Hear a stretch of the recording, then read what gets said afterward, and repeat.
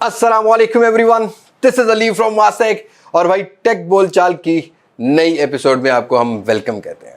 थोड़ा सा खिला खिला चेहरा है अल्हम्दुलिल्लाह। जब 4 लाख फॉलोअर्स होते हैं ना तो भाई थोड़ा सा तो चेहरा जो है वो खिल जाता है। थैंक यू सो मच, एक बार फिर से आप लोगों ने बड़ा सपोर्ट किया भाई अल्हम्दुलिल्लाह। ऐसे ही हमें अपनी सपोर्ट को बरकरार रखना है, पाकिस्तानी टेक कम्युनिटी को सपोर्ट करना है और ऐसे ही अपना प्यार दिखाना है और ऐसे ही हम लोगों से कुछ ना कुछ सीखना भी है और सिखाना भी है। आज की इस वीडियो में हम बात करने जा रहे हैं भाई, कुछ नई नई चीजें हो रही हैं, कुछ बड़े बड़े ब्रांड बड़े बड़े जीपीयूज के साथ कोलैबोरेट कर रहे हैं। और साथ के साथ पाकिस्तानी इंडस्ट्री की बात करते हैं तो 20 से 25 हज़ार रुपए की रेंज है, काफी ज्यादा एग्रेसिव होने वाली है खासकर इस महीने में। और भाई एक डिवाइस जिसके बारे में मैं 10% एश्योर था आज से 2 माह पहले और पिछले महीने में 50% एश्योर था, आज की इस वीडियो में मैं 100% एश्योर हूं कि पाकिस्तान में आने वाली है। ये सब जानने के लिए आपको इस वीडियो को एंड तक देखना है, लाइक और शेयर जरूर करना है। और अगर आप मेरे चैनल पर नए हैं तो चैनल को सब्सक्राइब कर लेना है, नोटिफिकेशन बेल आइकन को प्रेस कर लेना ताकि इन फ्यूचर आपको मेरी वीडियोस की नोटिफिकेशन आपके नोटिफिकेशन बार में मिल सके। तो ज्यादा बोर नहीं करता, वीडियो शुरू करते हैं।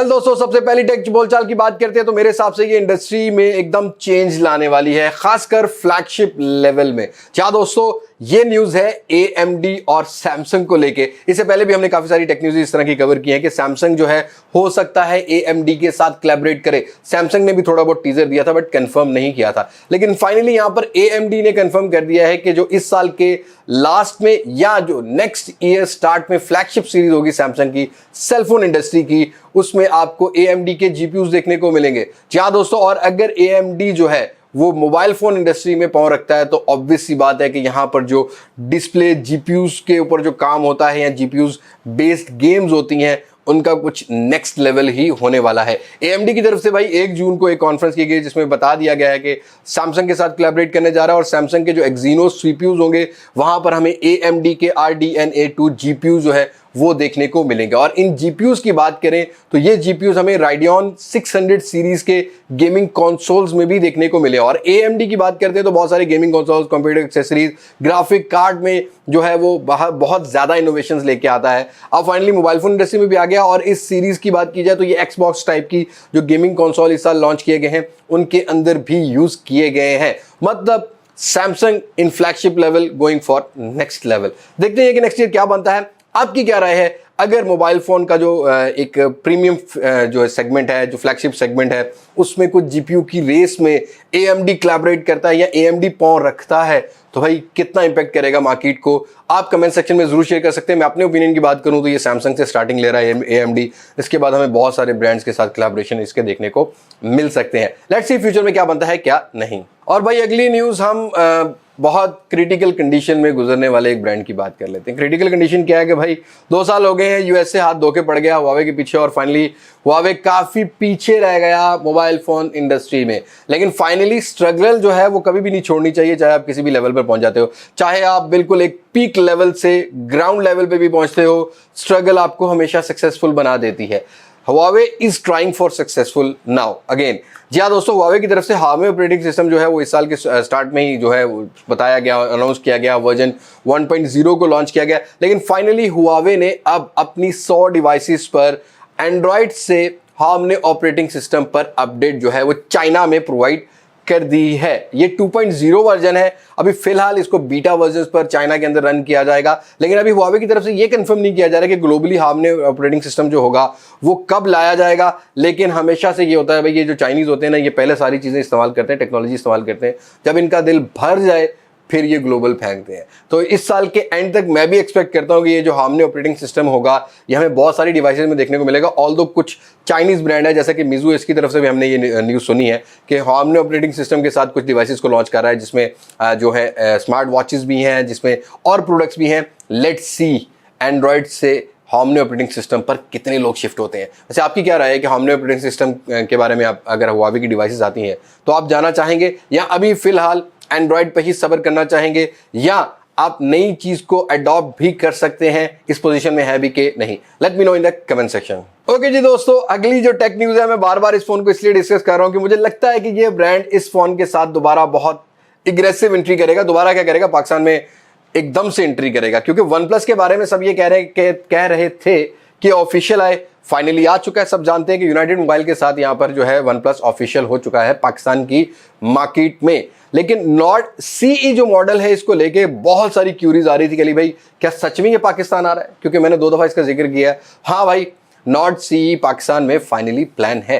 कुछ गीकबेंच स्कोर सामने आ गए और जैसा कि मैंने आपको पहले ही बताया था कि स्नैपड्रैगन 750G देखने को मिलेगा, जहां पर सिंगल कोर जो है वो आपको 621 का देखने को मिलता है, मल्टी कोर्स आपको यहां पर 1789 के देखने को मिल रहे हैं। 12 GB रैम भी कंफर्म की जा रही है। और एक और चीज भी मैं आपको कंफर्म कर देता हूं कि ये वन प्लस की तरफ से पाकिस्तानी मार्केट को लेकर काफी अग्रेसिव प्राइस में आने वाला है, जहां पर आपको 2 रैम और रोम के वेरिएंट्स मिल सकते हैं, जिसमें से एक 12 GB का रैम पॉसिबल है कि लॉन्च किया जाए। बाकी स्पेसिफिकेशन की बात करते हैं तो 90 हर्ट्ज का रिफ्रेश रेट, 64 मेगापिक्सल का कैमरा और बाकी डार्क चार्जिंग वगैरह सारी चीजें मैं आपको कंफर्म कर चुका हूं।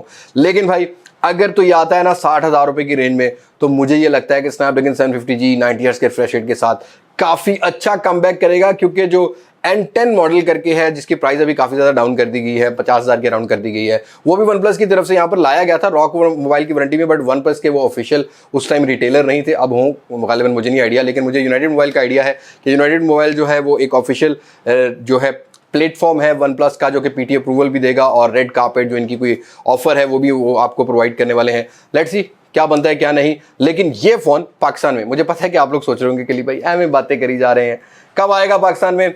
तो भाई ये आपको इस महीने के 20 से 25 तारीख के दरमियान, ऑलमोस्ट शायद यही कुछ डेट्स हों, वहां पर आपको देखने को मिल जाएगा। मैं बहुत वेट करूंगा, क्योंकि वन प्लस का जो यूआई है ना भाई, उसके फैंस सब हैं। लेट्स सी इसमें कितना ऑप्टिमाइज किया जाता है, कितना नहीं। और फाइनली वापस आ जाते हैं भाई हम सैमसंग दी ब्रांड की तरफ से, और एक मिड रेंज सेगमेंट का ए सीरीज का नया फोन बहुत जल्दी पाकिस्तान में लॉन्च किया जाएगा। ऑल्दो रूमर्स काफी सारे आ रहे थे कि भाई ये 5G फोन होगा, लेकिन मैं ये कंफर्म कर देता हूं कि इसमें इंटरनेशनली 2 फोन लॉन्च किए गए हैं। एक 5G वेरिएंट है, जैसा कि A32 में भी यही काम किया गया था, और A22 ये मॉडल नंबर होगा, गैलेक्सी A22, जो कि मिड रेंज सेगमेंट में सैमसंग लॉन्च करने जा रहा है। काफी सारी स्पेसिफिकेशंस कंफर्म हो गई हैं 4G को लेके। सबसे पहले तो यहां पर A21 का ये सक्सेसर होगा, लेकिन A21 में एक IPS और TFT टाइप का पैनल देखने को मिलता था। तो फाइनली यहां पर ये अच्छी न्यूज है कि अब आपको AMOLED पैनल देखने को मिलेगा, बट 60 हर्ट्ज का होगा, HD+ की रेजोल्यूशन होगी, दी ब्रांड का फोन है, कॉम्प्रोमाइजेस तो थोड़े बहुत रखे जाएंगे।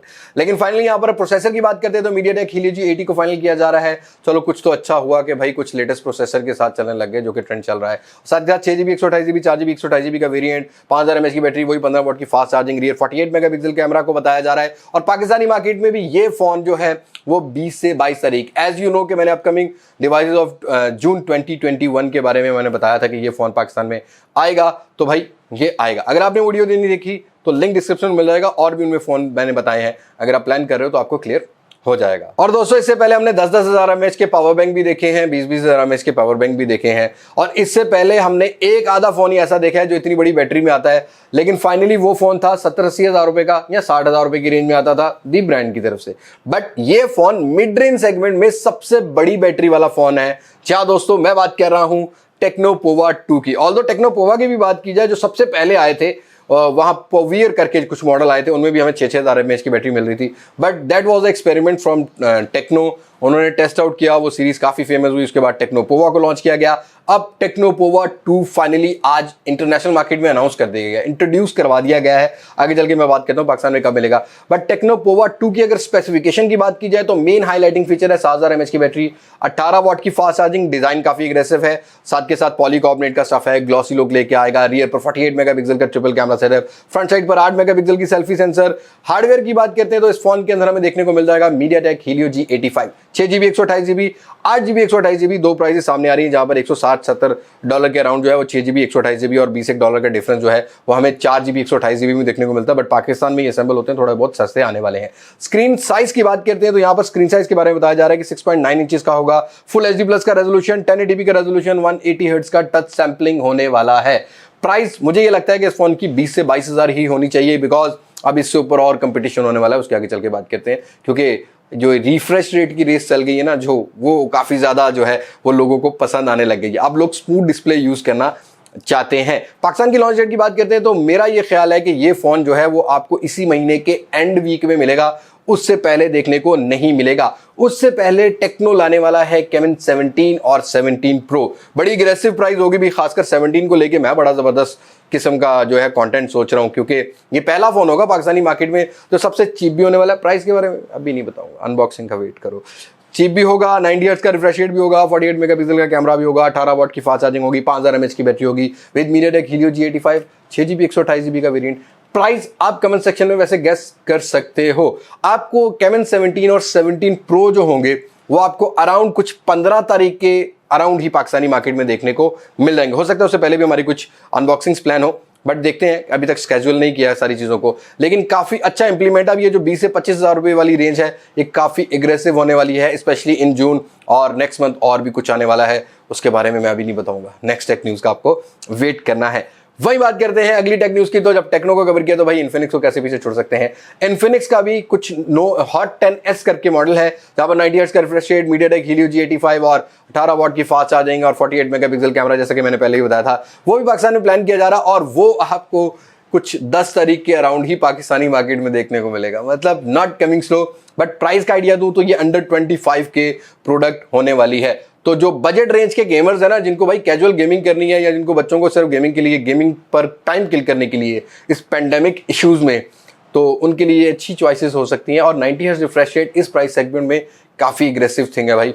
आपको क्या लगता है? Late me know in the comment section.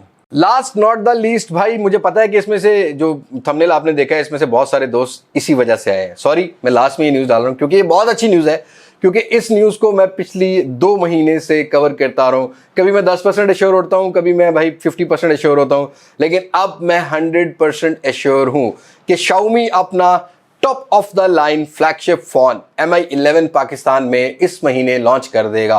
और ये मोस्ट प्रोबेबली आपको पहले 10 दिनों में, मतलब अब से 1 हफ्ते के दरमियान या 10 तारीख से पहले आपको पाकिस्तानी मार्केट में देखने को मिले।